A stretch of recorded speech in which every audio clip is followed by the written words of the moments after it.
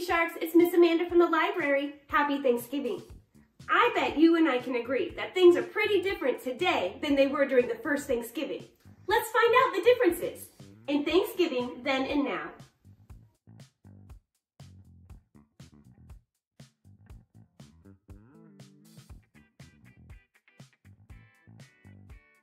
Thanksgiving then and now.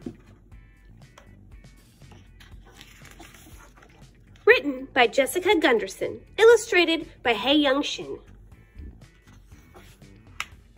Thanksgiving celebrations. The Pilgrims landed in America in November 1620. They weren't well prepared for life in the new land. Their fishing hooks were the wrong size. The seeds they brought from England didn't grow well.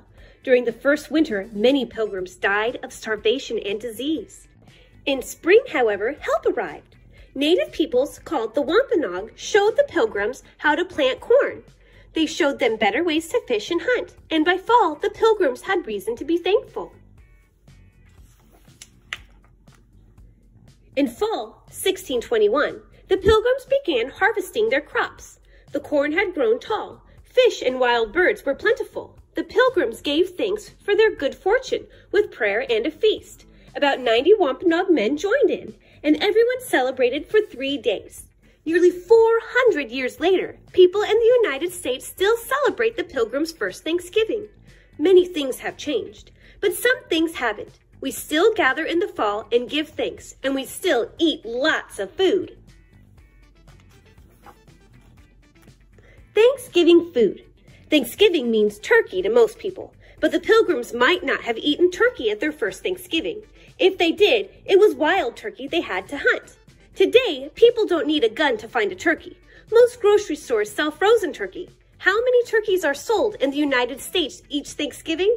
About 45 million! To prepare for the feast, the Pilgrims picked corn and pumpkins from their gardens. Some went into the woods and gathered berries and nuts. They caught fish in nearby Cape Cod. A small group of men hunted wild birds, and the Wampanoag hunted deer. Most people today don't pick, gather, or hunt food for Thanksgiving dinner. They shop. Many families serve corn, cranberry sauce, potatoes, and pumpkin pie along with turkey. The Pilgrims may have eaten cranberries, but they didn't have sugar to make cranberry sauce. They didn't have potatoes or pumpkin pie either.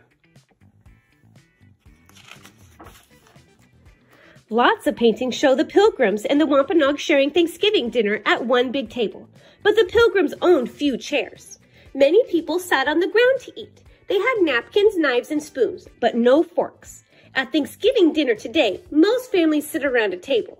We usually use forks, spoons, knives, and napkins. Thanksgiving activities.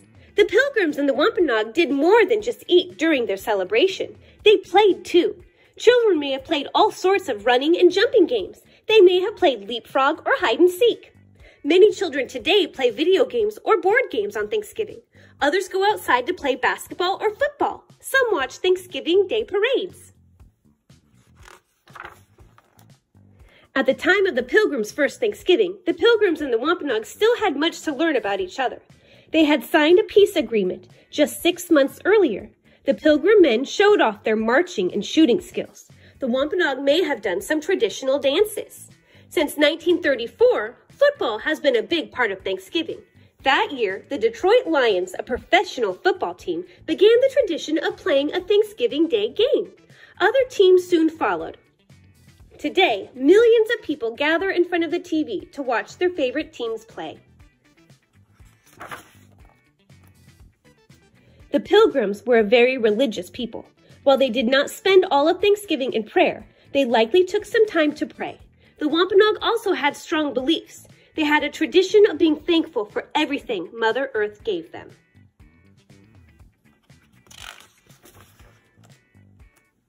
As it was long ago, Thanksgiving is a time to celebrate with loved ones.